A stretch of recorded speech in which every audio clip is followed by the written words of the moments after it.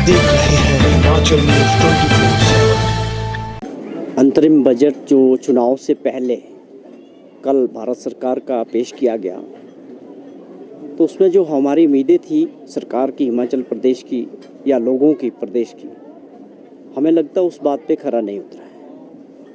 As usual budget हर साल पेश करती हैं सरकारें, अब ये केवल आंकड़ा हो गया है। योजनाएं हमेशा लंबी होनी चाहिए, बड़ी होनी चाहिए, क्योंकि एक वर्ष में ये योजनाएं आगे नहीं बढ़ती हैं।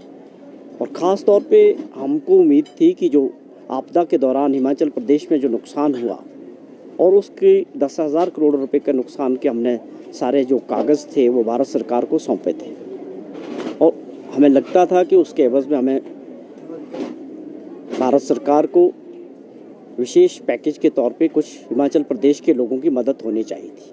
एज यूजुअल इस बजट में उसके बारे में कोई जिक्र नहीं है, और वैसे भी ये अंतरिम बजट है, कोई बड़ी बात इसमें नहीं हुई। उसके अलावा हम बात करते हैं कि आज देश में 75 साल से बड़ा ज़्यादा समय देश को आज़ाद हुए हुआ लोकतंत्र में हम रहते हैं, लेकिन आप देखें कि दुर्भाग्यपूर्ण हमने किसी ने भी इस प्रकार की कल्पना नहीं की कि लोकतंत्र 75 या 77 साल बाद इस दिशा में जाएगा कि लोकतंत्र का सीधा सा मतलब था कि लोगों द्वारा चुने हुए लोग सरकार को चलाएंगे, सिस्टम को चलाएंगे।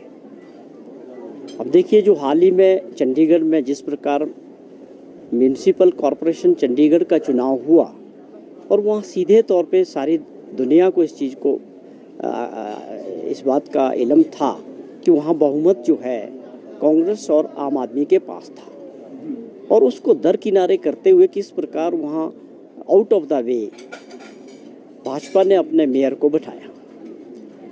तो ये अपने आप में दुर्भाग्यपूर्ण है कि अगर लोकतंत्र की कल्पना 75 साल बाद इस दिशा में जा रही है, फिर उस चुनाव का क्या मतलब है जो लोग चुनते हैं, या उस बहुमत का क्या मतलब है जो लोगों में लोकतंत्र में अहमियत रखता है। तो वो एक अपने आप में बहुत दुर्भाग्यपूर्ण घटना थी कि आपने 8 वोट को इनवैलिड कर दिया और धक्के पे और जोर पे, ताकत के दम पे भाजपा का मेयर वहाँ बना दिया।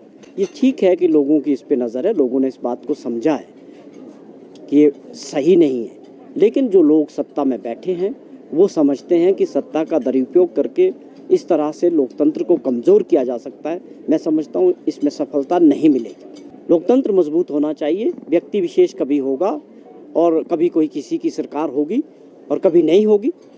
आप क्या शो करना चाहते हैं? जहां आपसे सहमत नहीं है लोग, उनके लिए ईडी का शरेआम खुले तौर पे मिसयूज़ हो रहा है, विपक्ष की सरकारों को गिराने के लिए, विपक्ष के नेताओं को कमज़ोर करने के लिए, विपक्षी दलों को कमज़ोर करने के लिए। ये एक चिंता का विषय है। देश के लोगों को इसके बारे में सोचना चाहिए कि आगे जाके क्या लोकतंत्र मजबूत हो रहा है या इसको खतरा है।